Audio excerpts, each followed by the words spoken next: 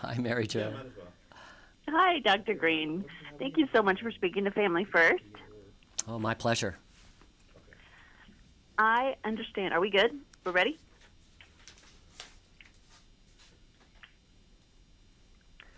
I understand that you have been part of several rescues and relief efforts for animals and for pets after natural disasters. Can you detail that a little bit, please?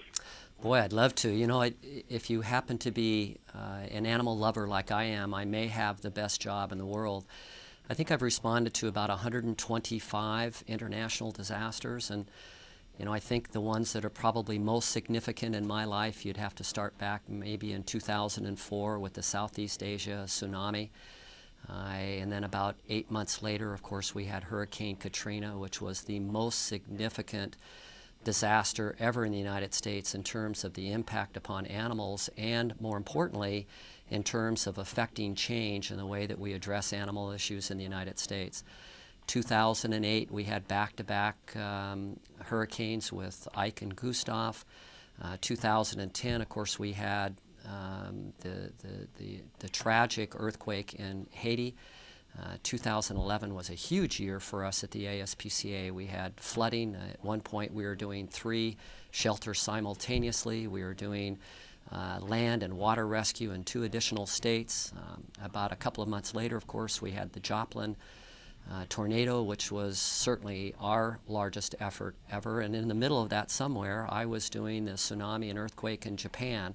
So 2011 was an absolutely huge year for us. And here we are in 2012. We've already had a couple of major disasters. I think it was just 2 weeks ago today I was in a boat in Louisiana rescuing animals out of floodwater. Huh. Now, you said something interesting after Katrina that it changed things. How did it sort of change procedures or efforts? You know, I think we realized as a nation that we had a lot of work to do in terms of addressing animal issues. You know, everyone has a tendency to look at the human issues, and we certainly understand that. But whenever there's a human issue, there is an animal issue. They're linked, and you can't separate them. You know, 60% of the population own an animal. And in most households, especially like mine, you have more than one animal in your house. So when you have a human issue, you have an animal issue. And Katrina was a wake-up call for us as a nation.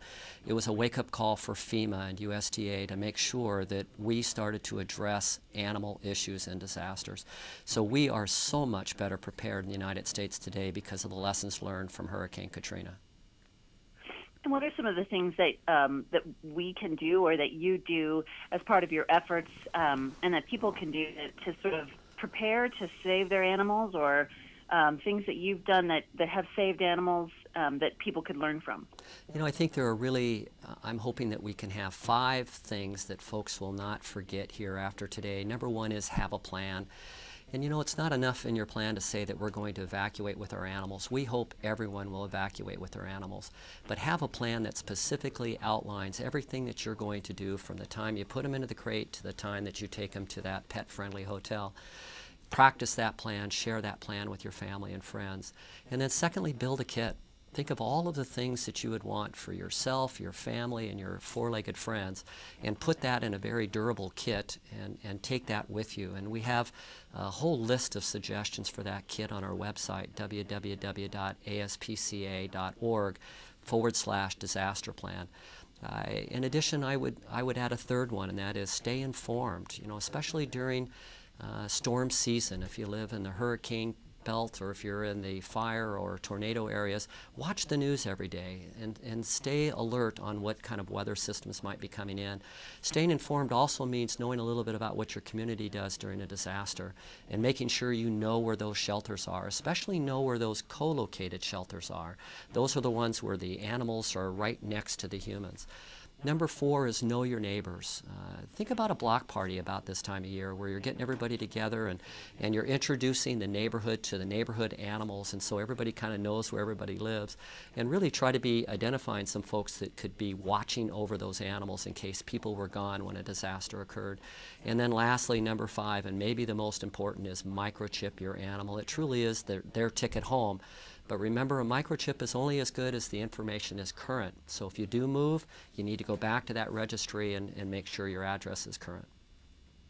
Oh, yeah, that's something I think a lot of people forget to do. They know that the animal's chipped, but would they be able to find the Exactly. people, the owners, once? And what are some of the things that you would put into what you call your evac pack? You know, and as I mentioned, we have a lot of great suggestions on our website. But you know, some of the things that people forget, everybody's pretty good about the food and the water and the bowls and the dishes and all that stuff. But think about things like maybe a photograph of each one of your dogs. And you know what I do at home is I have a crate. And on top of the crate, I have a clear plastic envelope that I duct tape to that crate. And in it, I put the things like the medical records. I put the vaccination records. We have a pitcher in there. We even have maybe a can of the special diet food that might be difficult to find during a disaster. And put all those things in a place where they can't get separated from them. And I love duct tape. And on that, another piece of duct tape will have their name and my name and contact information, everything that they would need if they got separated. Fantastic. All right, one last question. What is the most amazing or crazy or unique rescue that you've ever done? Gosh.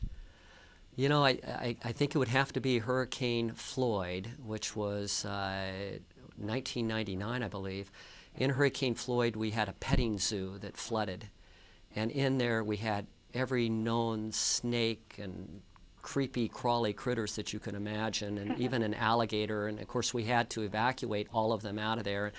And if you could probably tell, I'm not a real fan of some of those, but so it was a real challenge going in there and making sure we could get them from their crates into new crates and onto our boats and get out of there so that none of them escaped. And unfortunately, not in that particular petting zoo, but on another place down the street, one of the gators did get out. Oh, wow. Oh, my goodness. Well, I really appreciate it. This is wonderful, and I think it's a great thing to keep in mind. You know, I live in Colorado. We've got a lot of fires, and we're always trying to figure out where to put the horses and that kind of thing out here. So this is wonderful information. Thank you so much, Dr. Green. Oh, my pleasure. Bye-bye.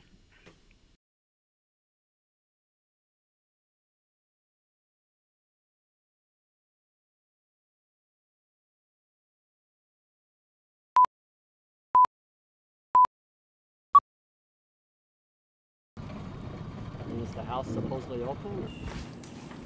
Anybody home? What do you want, in the front of the car?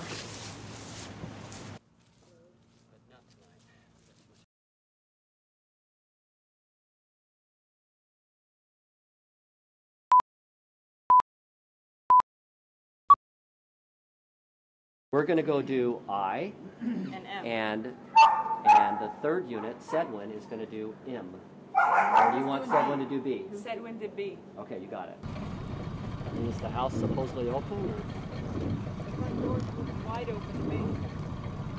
Okay, hang on, I got it. It's all yours. I'm in neutral.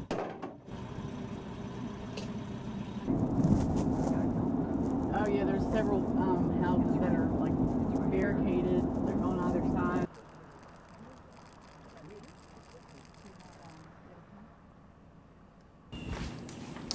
Anybody home? Bruiser!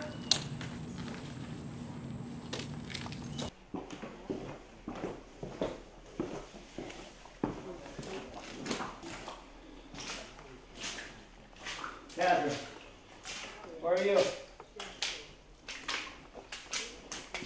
I'm going to the left.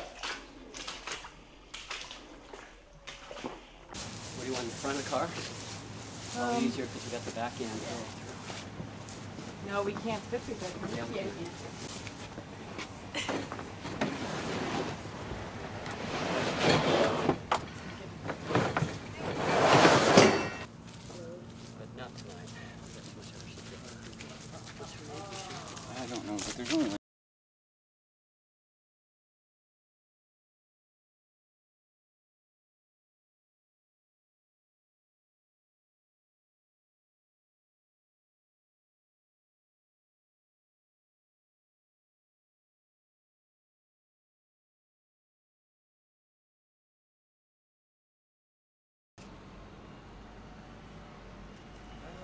it got dark, it rained, it hailed.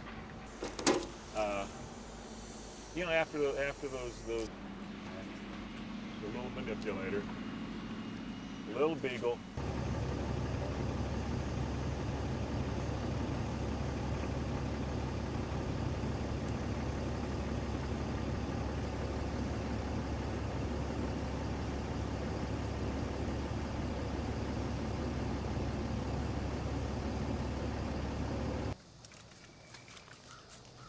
Come here, Ron.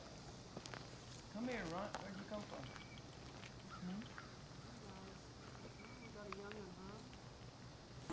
You're the canine. Oh, of course, your T-shirt says you're the canine rescue guy. Hi. You're I don't such want to a get in your way. Yeah, let me get on your way.